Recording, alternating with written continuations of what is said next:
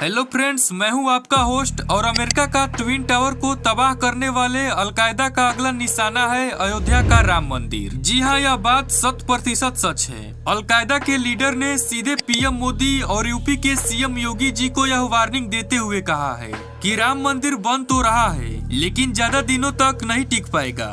अब यह धमकियां कोई झूठी नहीं है, बल्कि इसके लिए अलकायदा के टीम ने असम में प्लानिंग भी बनाना शुरू कर दिए हैं। 1 जनवरी 2024 को जब अमित शाह ने राम मंदिर के खुलने की तारीख घोषणा की, जनवरी 2024 को अयोध्या में गगनचुंबी राम मंदिर वहां पर आपको तैयार मिलेगा। तो इसके बदले में सीरिया में बैठे अलकायदा ने ये रिलीज किया कि हम जल्द ही राम मंदिर को उड़ा देंगे और उसके जगह पर एक मस्जिद बना देंगे। अब सिर्फ इतना ही नहीं, इन्होंने इंडियन मुस्लिम को यह भड़काते हुए कहा है कि भारत उनके लिए किसी जहानुम से कम नहीं है और भारत में उनको अपना हक नहीं मिल रहा है, जिसके कारण उनको भारत से लड़कर अपना हक मांगना होगा। लेकिन पीएम मोदी ने यह कहते हुए बात को टाल दिया कि भारत के मुसलमान बहुत ही बड़े देशभक्त हैं और वह भारत के लिए ही जीते और मरते हैं। लेकिन इसके बाद अलकायदा ने पाकिस्तान की टेरिटरी पावर को कम होते देखकर उसी पर ताना मारा और कहा कि उनको अपनी टेरिटरी और भी बढ़ानी होगी।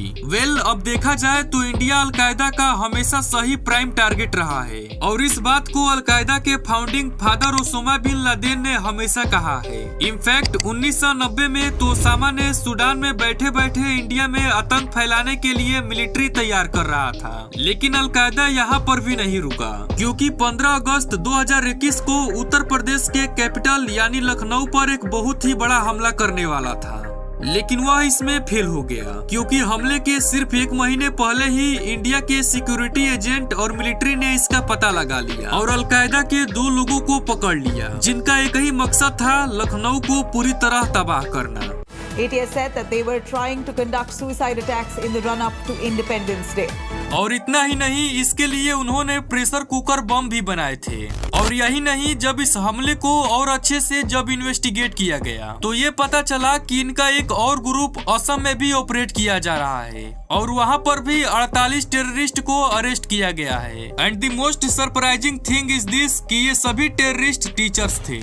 अब यही लोग हैं जो इंडियन टीचर यूथ को बदनाम करके घसवा-ए-हिंद मिशन को पूरा करने में मदद करते हैं, जो आज भारत को अंदर से खोखला करता जा रहा है। और इस समय अलकायदा का टेररिस्ट इतना ज्यादा बढ़ गया है कि उन्होंने बंगाली मुस्लिम को खुश करने के लिए बंगाल में बड़े बड़े म्यूजियम भी बनाए हैं, जिसका असर यह है कि आज इंडियन अलकायदा को केवल ज्वाइन ही नहीं कर रहे हैं, बल्कि अलकायदा के बड़े बड़े टीम को लीड भी कर रहे हैं, क्योंकि अलकायदा के टीम को मंथली सैलरी मिलती है ताकि ये लोग गजवा-ए-हिंद जैसे मिशन को लीड करें। अब कुछ चंद पैसे के लिए ये लोग इतना भयानक काम को अंजाम देते हैं। अब दोस्तों, जैसे कि हमने आपको बताया कि कई इंडियन अलकायदा के टॉप पोजीशन पर भी पहुंच गए हैं। फॉर एग्जाम्पल, अलकायदा के साउथ एशियन विंग का फर्स्ट लीडर था सन्ना उल्लाह, जो यूपी के संभल डिस्ट्रिक्ट से बिलोंग करता था, जो कि एक ग्रेजुएट होते हुए एक कल्चर फैमिली से बिलोंग करता था। लेकिन सन 1998 में सना इंडियन छोड़कर पाकिस्तान चला गया और वहीं से शुरू हुआ उसका रवैया, क्योंकि पाकिस्तान जाकर वह ISS से रिलेटेड काम करने लगा। इसके बाद वह पाकिस्तान छोड़कर अफगानिस्तान चला गया और फिर अलकायदा को ज्वाइन कर लिया, जिसके बाद ओसामा ने उसके काम से खुश होकर उसको अलकायदा में एक पोजीशन दे दिया। इस सेल में रहकर उसने 4 किताबें लिखी और कुछ ही समय में उसको अलकायदा का लीडर बना दिया गया। लेकिन पिछले साल में हुए USA स्ट्राइक में ये मारा गया।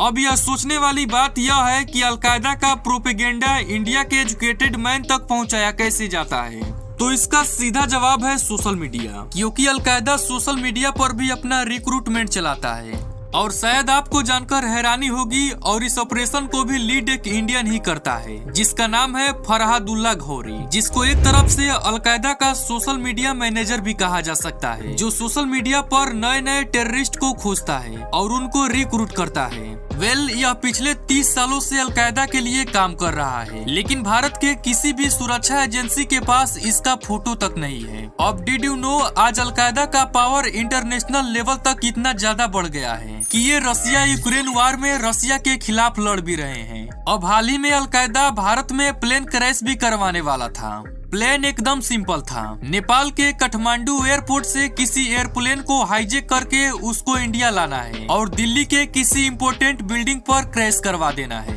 बट अगेन सही समय पर इंडिया को इसकी खबर मिल गई। इसके बाद नेपाल को अलर्ट कर दिया गया, जिसके कारण पूरा काठमांडू एयरपोर्ट को हाई अलर्ट में डाल दिया गया। इस तरह एक बड़ा हादसा होने से बच गया। बट जहां तक सवाल राम मंदिर को लेकर दी गई धमकियों को लेकर है, तो यह पहली बार नहीं है जब ऐसा हुआ है, क्योंकि अलकायदा की यह पुरानी आदत है जो आए दिन इंडिया को ऐसी धमकियां देता रहता है। जून 2022 को अलकायदा ने तो सीधा सुसाइड अटैक की भी धमकियां दी थी, जिसमें उनका टारगेट था गुजरात, उत्तर प्रदेश, मुंबई और दिल्ली। अब ऐसा इतिहास में पहली बार हुआ था जब अलकायदा ने किसी स्पेसिफिक जगह का नाम घोषित किया था। ये सब हुआ था BJP spoke person Nupur Sharma के बयान पर, क्योंकि उन्होंने सीधा जंग का ही ऐलान कर दिया था। इसके बाद गवर्नमेंट ने तो तुरंत इन जगहों को हाई अलर्ट में डाल दिया और शायद इसी वजह से इस बार भी अलकायदा अपने प्लान में फेल हो गया। इस पर कैबिनेट मिनिस्टर नरोत्तम मिश्रा ने भी बहुत बढ़िया जवाब दिया था। अलकायदा कायदे में रहेगा तो फायदे में रहेगा। अब अलकायदा इंडिया का कुछ भी नहीं कर सकता है, क्योंकि जब से ओसामा को मारा गया तब से अलकायदा कमजोर होता चला जा रहा है। तो दोस्तों आज के लिए बस इतना ही। उम्मीद करते हैं आज का यह वीडियो आपको काफी पसंद आया होगा।